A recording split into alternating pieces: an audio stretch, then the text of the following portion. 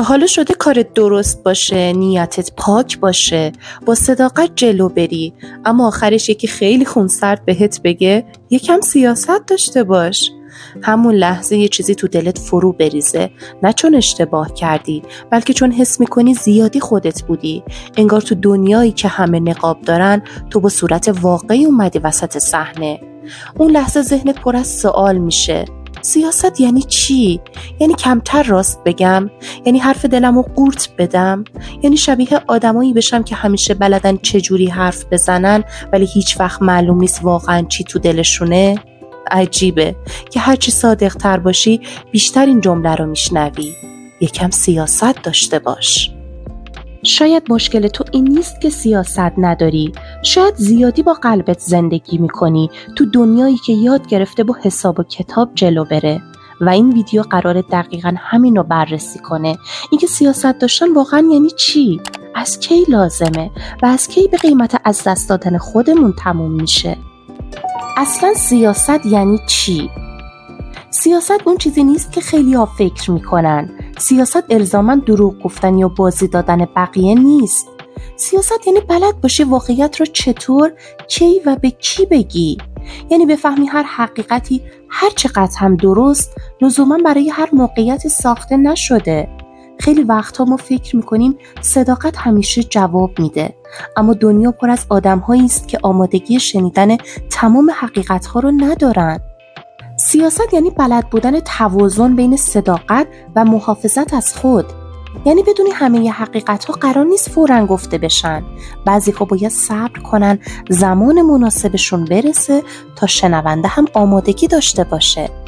وقتی سیاست رو درست اجرا می‌کنی، نه چیزی از خودت کم می‌کنی و نه دیگران رو فریب میدی. فقط یاد می‌گیری چطور با هوشمندی و احترام خودت و روابطت رو حفظ کنی. این هنر واقعی زندگیه که خیلی‌ها هرگز یاد نمیگیرن، ولی وقتی بفهمی تازه متوجه میشی چرا بعضیا همیشه بهت میگن یکم سیاست داشته باش. مشکل از جایی شروع میشه که ما سیاست رو با دورویی قاطی میکنیم. وقتی نمیدونی مرزها کجاست، حتی نیت خوب هم میتونه علیه خودت کار کنه. سیاست سالم سپر توست، نه نقاب. قرار از تو محافظت کنه، نه اینکه تو رو به آدم دیگه‌ای تبدیل کنه. وقتی این مرزها رو بلد نباشی، ممکنه حس کنی همیشه اشتباه میکنی، همیشه زیادی واقعی هستی و دنیا هیچ وقت با صداقتت کنار نمیاد. چرا این جمله رو بیشتر به آدم‌های صادق میگن؟ دقت کردی؟ معمولاً این جمله رو به آدم‌های بد نمیگن. کسی به آدمی که اهل دروغ بازی و سوء استفاده است نمیگه یکم سیاست داشته باش. این جمله معمولاً سهم آدم‌هایی میشه که نیتشون خوبه، دلشون پاکه و با همون چیزی که توی دلشونه جلو میان. آدم‌هایی که فکر میکنن اگه با صداقت رفتار کنن، دنیا هم باهاشون صادق میمونه. آدم صادق زود اعتماد میکنه، چون خودش اهل خیانت نیست. رو بازی میکنه، چون چیزی برای پنهون کردن نداره. حرف دلشو میزنه، چون فکر میکنه شفافیت یه ارزشه، نه یه ریسک. اما دقیقاً همینجا ضربه میخوره، چون همه مثل اون فکر نمیکنن. همه ظرفیت صداقت رو ندارن و همه نیت خوب رو با نیت خوب جواب نمیدن. و وقتی آسیب میبینه عجیب ترین اتفاق میفته. به جای اینکه کسی بگه حق با تو بود یا با آدم اشتباهی روبرو شدی، جمله آشنا میاد وسط. خب یکم سیاست نداشتی. انگار نه انگار که طرف مقابل سوء استفاده کرده، انگار تقصیر اینه که تو زیادی شفاف بودی، زیادی واقعی بودی. اینجاست که ماجرا دردناک میشه، چون کم کم بهت القا میکنن که خوبی، ساده بودن، صداقت ضعف محسوب میشن. انگار باید بابت صاف بودن عذرخواهی کنی. انگار مشکل از قلب توئه، نه از دنیایی که یاد گرفته از قلبها استفاده کنه. و همین نقطه است که خیلی ها رو آروم آروم از خودشون دور میکنه. اگر تا اینجای ویدیو همراه من بودی، لطفاً لایک بزن و برای حمایت از من کانال رو سابسکرایب کن. فرق سیاست داشتن با نقش بازی کردن. یه خط خیلی باریک این وسط وجود داره، خطی که خیلی ها بدون اینکه بفهمن ازش رد میشن. سیاست داشتن یعنی هنوز خودتی ولی با آگاهی، یعنی همون آدمی با همون ارزش ها، فقط بلد شدی کی و کجا خودتو کامل نشون بدی. اما نقش بازی کردن یعنی کم کم خودتو کنار بذاری، فقط برای اینکه بقیه ناراحت نشن، فقط برای اینکه پذیرفته بشی. اولی محافظت، دومی فرسایشه. سیاست داشتن یعنی بدونی لازم نیست همیشه توضیح بدی، لازم نیست برای هر تصمیمی دلیل بیاری، لازم نیست از خودت دفاع کنی تا دیده بشی. گاهی سکوت قوی تر از 1000 تا توضیحه. این سکوت از ترس نمیاد، از فهم میاد، از اینکه آگاهی که همه قرار نیست حرفتو بفهمن و همه هم لایق شنیدنش نیستن.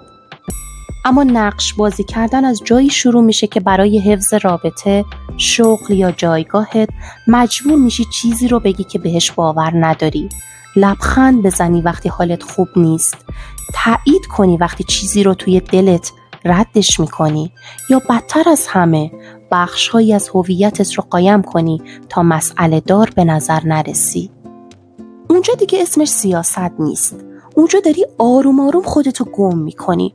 اولش خیلی نامحسوسه، فقط یه جمله رو نمیگی، فقط یه واکنش رو قورت میدی، ولی با گذشت زمان بیبینی دیگه نمیدونی واقعا چی میخوای، چی دوست داری، کی خودتی و کی داری نقش بازی میکنی. سیاست سالم باعث میشه آرامشت بیشتر بشه، نقش بازی کردن باعث میشه خسته تر بشی. اگه بعد از یه رابطه یا یه محیط حس کردی خودم نبودم، بدون اونجا سیاست نداشتی، اونجا از خودت گذشتی. کی سیاست نداشتن به ضررته؟ سیاست نداشتن وقتی به ضررته که قلبت رو به کسی میسپاری که ظرفیت شنیدنش رو نداره.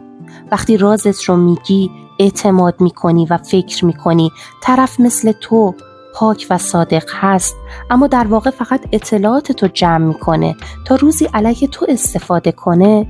اینجاست که صراحت و صداقت نه ارزش بلکه نقطه ضعف میشه.